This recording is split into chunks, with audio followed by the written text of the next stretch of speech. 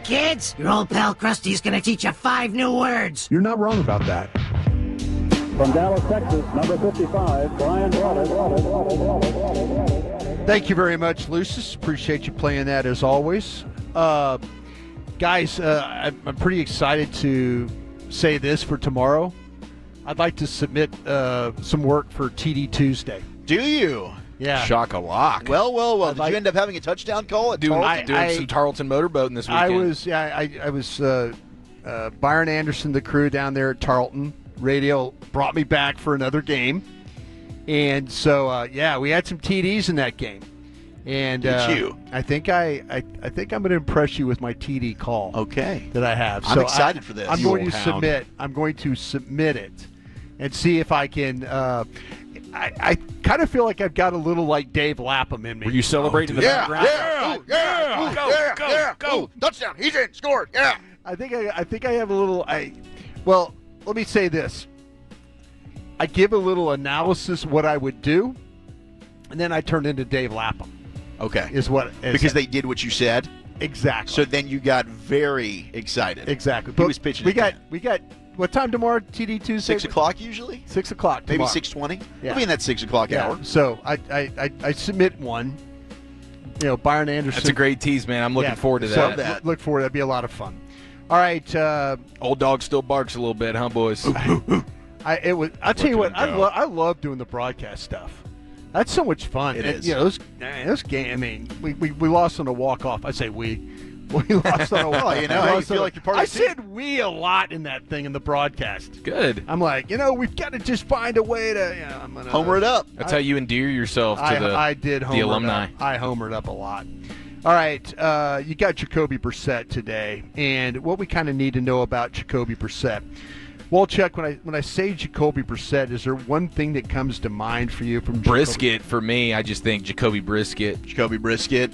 He should have his own line of brisket at some point. He's missing the mark if he doesn't. He should. I mean, speak about an NIL deal right there. That'd be awesome. I just kind of think 8-8. It's kind of proven to be an average quarterback. Oh, you mean he's a guy that just kind of is who he is? Yeah. Kind of a guy, nothing spectacular. Colts, journeyman. New England was able to win a couple games. Brady was out. I think under center play action pass, Broaddus. I think rhythm passer. On time. Yeah. On target. That's kind of what you're going to deal with tonight. Now, you take the element of the quarterback scramble when you're talking with Kyler Murray, you're terrified of him dropping back or getting the snap and then taking off and running. So with Jacoby Brissett, in the 2 games he's played this year, he's only run the ball 10 times, scrambled 10 times in those opportunities. In 2 games?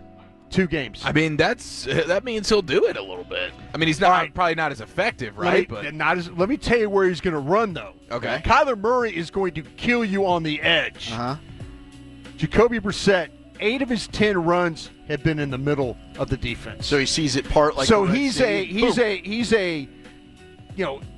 like take the snap, it's breaking down. Now I'm trying to go forward. Let's go get 5-6 yards. Yeah, he's not interested in getting to the outside and making those big runs. So of his 10 runs, 10 scrambles, 8 of them through the middle of or attacking the middle of the defense. Okay. So whereas Kyler Murray on the outside, you need to worry also about a really that. good QB sneak guy. Yeah, he's got a lot of size. Okay, I mentioned him as a rhythm passer. 11 of 20 for $182 as a rhythm passer. Now, when you ask him, well, Brian, what's a rhythm passer? 2.5 to 4.0 seconds to throw the football. So, when he's one of these guys that kind of can get a little bit of feel comfortable, he can make some throws. The teams that pressured him, the Colts really pressured him, and the Packers. We talked about the Packers game. 56% of his dropbacks against the Packers were led to a pressure in this game. So, plus 6 sacks as well. They really broke down. If you remember on Wednesday, I told you where I would attack this Arizona offensive line. Right tackle Jonah Williams is a guy. The former number 1 pick by the Cincinnati Bengals. He's the guy, I think, that when his feet stop, he's the one. I would find a way to get Donovan Ezeraku over across from him, because Donovan, I think, is the one guy that's got the foot quickness and that first step quickness to be able to beat him off the ball and then get around there. So that's where I would look. That right tackle spot would be big. What you got to think about this guy is everything under pressure for him is kind of a problem. When he's a clean pocket guy, he's going to make some really good throws. But when he's under pressure, that's when teams have really kind of taken advantage of him. You got to get him, too, in like these situations where he's in that 3rd down and 5 to 9 number. Not as good a passer in those situations as he is early in the down and distance. So you get him somewhere in that 3rd, 5 to 9, he's not as effective that way throwing the football. Matter of fact, how about this? And I don't even know if Dallas will do this, but if you want to say, well, against the Commanders, they played a lot of man coverage because that's what it told them to do, that you had a quarterback. This guy struggles against dime coverage. So if you play 6 defensive backs against this guy. Interesting. So it's kind of like Dawson, too. You always talk about clog and cover. Clog and cover. Yeah. This guy, you put 6 defensive backs on the field, he's going to have his problems. Now, the thing about where he has success, and this is what Arizona has done more lately because of Benson and Connor being out. Mm-hmm. They played more with more offensive linemen. So they've gone 6+ offensive linemen. So they played some jumbo stuff. And their tight ends aren't good blockers. They're terrible blockers. And if you get in this game, and I'm glad you brought this up, if you get in this game and all of a sudden their tight ends are handling your edges, we got problems. You got problems. Yeah. If you look up and all of a sudden the ball's to the edge and it's around the corner like we saw with the Broncos and Carolina and games like that, you're going to be in trouble because this Arizona group is not. Now, they'll pass catch. Trey McBride is really, really good. But I'm gonna tell you this, though. Find ways, like I say, to get him into some situations pressured. But like when they get into that jumbo package, he hadn't missed yet throwing the football. So if you're really worried about Dallas's pass rush, which I'm sure they're probably not, the jumbo formation would maybe, if you played against Micah again, you would probably put that extra lineman in, widen him, double him. I don't know if there's anybody, but they might get into that. If Dallas has some success against Jonah Williams, that they might get into some of that jumbo stuff and kind of try and find a way to block him that way. This guy is really, really good, though, too, when you get into 12 personnel. And I mentioned that with the extra linemen. They get into 12 personnel. That's where this guy also, it's not so much him throwing to wide receivers. He finds a way to work with the tight ends on the field. And so that's another way that if Dallas starts to have some success with their pass rush, then they'll go to their jumbo package or go to their 12 personnel, 1 back, 2 tight ends, and try and handle it that way. He's, like I said, he's highly successful when there's no pressure. Just have to be able to find. How's he handle the blitz? The blitz is something that is like, for him, because of a veteran guy, you do see him get rid of the football.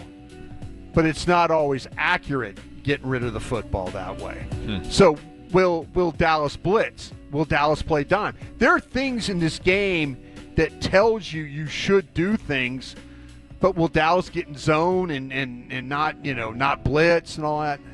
I think you have to. Oh, at this point in the season, with how bad it's gotten, you got to see if just a scheme change can give you the result, especially after what happened a couple of weeks ago. With him facing as much pressure as he has, and him having those struggles, I would absolutely try and find ways to bring linebacker pressure. That maybe that's James rushing, but they've got to secondary slots.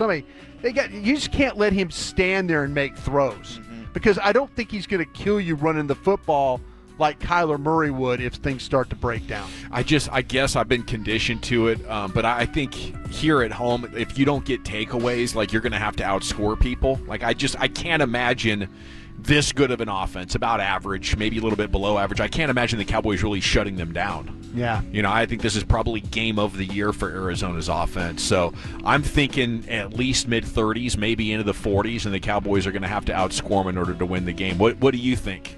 I personally, I know we've done Love of the Star and things like that. I picked, and I was on DallasCowboys.com earlier in the week last week, talking about, I felt like it was going to be a Dallas 28-24 game. Is what I felt like. But that was with Kyler Murray playing in the game. So just 4 scores and like 10 or 12 drives. Yeah.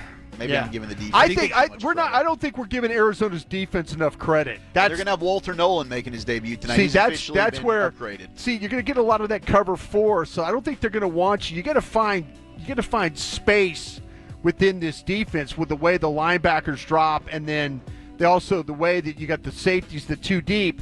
They don't give up many long touchdowns, and they don't give up many explosive plays. Like when you look at 10-yard runs, like going into yesterday, Denver was one of the best teams in the league when it came to defending those 10-yard, those chunk runs.